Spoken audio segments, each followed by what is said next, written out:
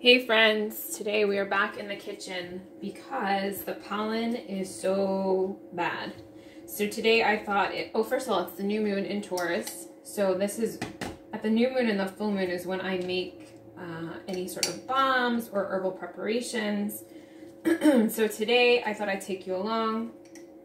So I'm running low on toothpaste and deodorant, and it's really easy and cheap to make it yourself, and you can control all of the ingredients that are in it. So first thing I'm going to do is I need to melt some coconut oil, and of course Bee knows, so she's looking here to see if she can lick the spoon. So I have some toothpaste here that I've been using, but it kind of separated. Sorry, my allergies are killing me today, so my brain is a little wonky. But the reason I'm doing this is because all of these formulas I'm making today all have pretty much the same ingredients. So I'm gonna make toothpaste and I'm gonna make deodorant. Both of them have bentonite clay, aluminum-free baking soda, coconut oil in them. And the only difference is that for the toothpaste, I add some pink salt, but other than that, it's the exact same formula. So again, wrong burner, making my life easier, because if I'm gonna be in the kitchen, I'm gonna make it the most efficient as possible.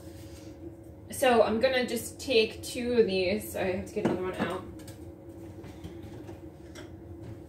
And I'm just gonna start adding the ingredients to them. So I've got some Redmond bentonite clay, and I'm just kind of gonna eyeball it. I think it's a tablespoon in each.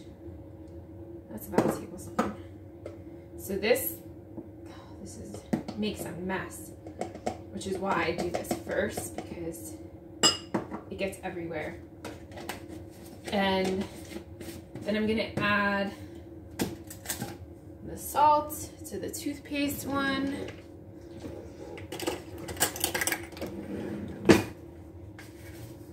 I'm gonna add about half a tablespoon of salt, and I'm gonna put it, the deodorant is gonna go in these small glass jars, and then the toothpaste will go into these small jars. I forget what they're called. And then I've got some aluminum-free baking soda. I buy it in a big container because I use it in my baths as well as cooking, as well as using it in my formulations. So I have a big container of it.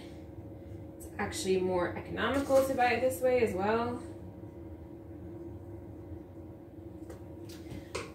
And you can also, attach the recipes down below, but this is a formula that you can kind of make so that it works for you. So I'm gonna put the peppermint oil, and again, I use Plant Therapy because you can get organic essential oils from them. And they're all about education, they're all about the right thing. It's not a pyramid scheme.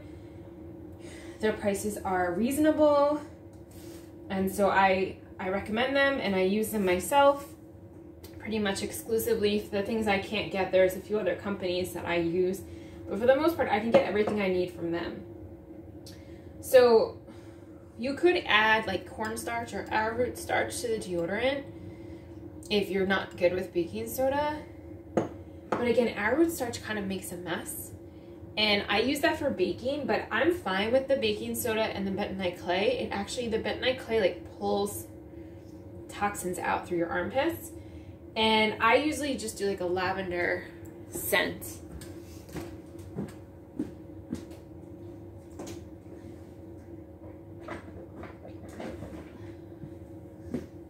I have to look for my lavender scent. But basically it's really easy. The other formula I'm going to do today is the multi-use healing formula, which you can find on my Etsy shop, Violet's Bewitching. And I love that for this time of year now in spring, when you're doing a lot of weeding and a lot of gardening and your hands are getting destroyed, even if you wear gloves, which I don't always do. It repairs the hands so well. Like when they're cracked and peeling. It's amazing. And then if you get any sort of bites, any sort of cuts, bruises, anything like that, it's really great for it. So I'll be showing you how I make that formula as well. But basically for the toothpaste and the deodorant, all you have to do is get your coconut oil melted. So it's been chilly here, so my coconut oil is solid. If I was doing this last week and it was 90, it would have been melted, but whatever. We're doing it today for the new moon. So the reason I do things at the new moon is it makes the healing intentions more powerful, more potent. So I'll be bottling up some kombucha today that I guess I made it. I'm trying to think when I made it. Usually I write it down, but I didn't write it down this time. And there's a past video that shows you how I make kombucha. So I don't do a second ferment. I do not use fresh fruit. I did think about using my freeze-dried fruit, but I think the method I have works well for me. There's no mold. I get a good flavor, and it's easy. So I just use organic flavored tea bags that have no natural flavors added to it. So I use the yogi tea and the choice tea and the traditional medicine tea and the Davidson's tea, because typically Davidson sometimes has natural flavors added to it, so you have to really know how to read your labels. But for the most part, those first three brands do not, so that's why I use them. So I'm gonna get a funnel out. We're gonna bottle up our kombucha.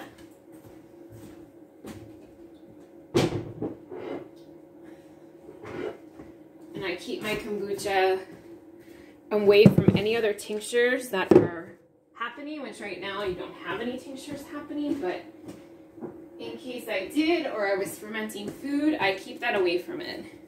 So we did a black cherry today, and you can see, I don't know if you can tell, there's some big Scoobies in here. So I've been brewing kombucha for, I don't even know, probably 9 years. And so what I do with the old Scoobies, I think there's a video that shows this too, is I make kombucha gummies with it, and I give it to the dog. But I've gotten lazy, so now I just food process the Scoobies, and I put it on her food. So you don't want to heat it, because that would kill the beneficial bacteria. So I just simply food process it. She doesn't get hot food. Her food is cold from the fridge, because I don't give her hot food. So I just put it on top of her food, and she gets additional probiotics on top of, you know, the kefir that she gets and everything else that I give her. So yes, my dog eats better than most humans. I'm not ashamed to say that, because she is very healthy. We don't ever go to the vet. I just go to the vet for an annual checkup and blood work, because I can't do that myself. But I've been giving her homemade stew since I've ever had her. So since she was 4 months old. And it changes about, you know, depending on what I can get. So luckily I have a friend who has pasture-raised chickens, so I get organ meat from her. She also does grass-fed beef. I get organ meat from those cows. I don't give her pork, because I don't really like to give her pork, because pork is very parasitic, and so I don't want to invite more parasites into her body. But again, it's personal preference. She gets wild fish. She gets sardines or mackerel. And then I give whatever organic vegetables, that's a little bit too much. Whatever organic vegetables I have, she gets.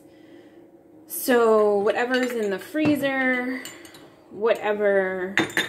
So you always want to leave a little bit of starter culture. Usually I leave a little bit more than that, but I got distracted because I was talking to you guys. So, and then I cover everything with a cloth napkin with a rubber band, because fruit flies have started, and I don't want fruit flies in my kombucha. That happened once when I left the cloth napkin off too long when I was pouring it out, and it was it was not fun. So I had to dump the entire thing. So if you do like a continuous brew, you could lose your whole batch. So I don't do a continuous brew. I used to do a continuous brew, but I'm the only one that drinks the kombucha in the household. So when I was sharing it with a lot of people, the continuous brew made sense. But because I'm the only one who drinks it and I sometimes gift it to other people, it just doesn't make sense to do it that way. So I just use the half-gallon mason jars and it works for me. And I make, you know, I guess 3 half-gallons every other week or so. And,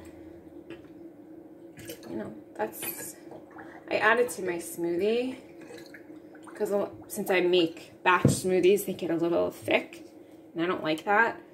But the kombucha thins it out. And then also if they're really bitter, which they're very bitter now because it's springtime, I also add a little bit of flavor to counteract that bitterness.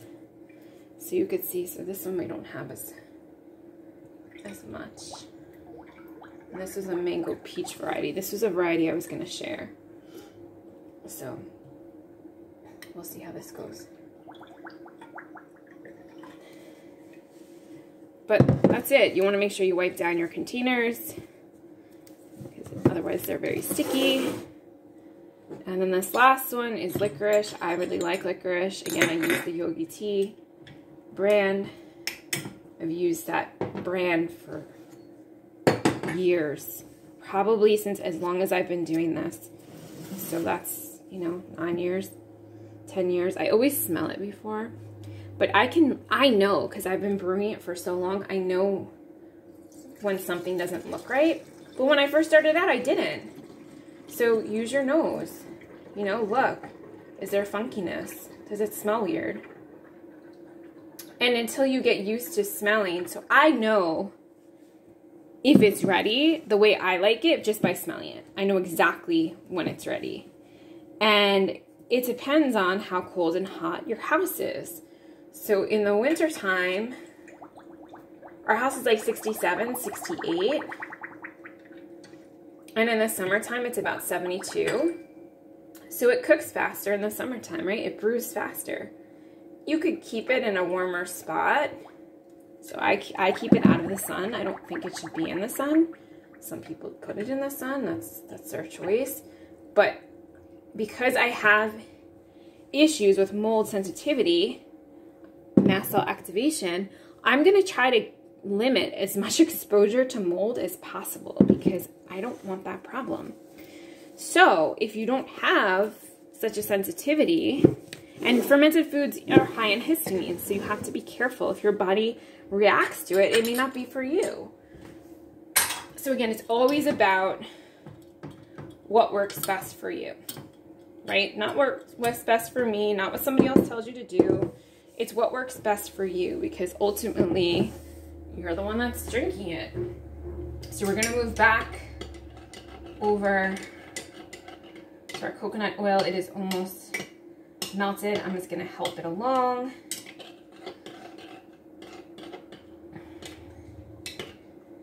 And I don't add anything else to this. So again, I just add this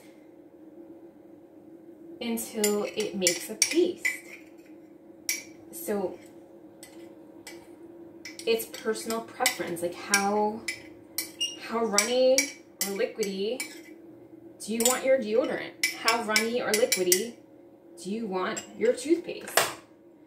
So I haven't added any of the essential oils yet, so I can just use the spoon for both.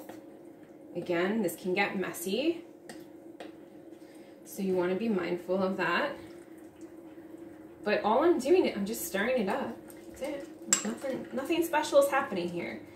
And this works. So, you know, when I first started eliminating chemicals in my beauty care, in my health beauty products, my cleaning products, I researched a ton because there was a lot of natural deodorants that did not work for me. You know, the crystal ones and the sprays, and it just didn't work for me. Like, I still had a smell. And that was because I was getting rid of a lot of, you know, I was detoxing a lot out of my body all at once. But this formula I've been using probably 10 years. Still works. There's nothing wrong with it. I sometimes have to, if I'm sweating a lot, like if I'm working in the yard, I have to reapply it. But pretty much if I put some on in the morning, I'm good to go. I don't have to reapply it. So again, it's personal preference of what works for you. But so you'll see this is the deodorant. Again, the coconut oil, it's going to solidify. I have to add essential oils to it. I'm just gonna leave it over here on the burner that was on so that it doesn't solidify yet because we're not finished with it. And the toothpaste, the salt, it adds like a little grittiness, but it also helps with whitening, you know, helps remove plaque. But guys, this costs like $1 to make, right? So natural toothpaste. So my husband does not want to use the toothpaste I make because he wants it to come out of a plastic tube, because that's what he wants. And I don't love it. But I buy him like the Iremir or the Himalaya. Even on sale, it's like $7. $6 now. I think I got it for $6 on sale this week at Whole Foods.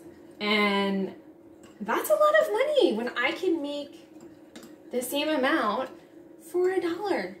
And know exactly what's in it, right? So those are clean brands. They don't have anything bad in them now. Hopefully they don't change the formulas.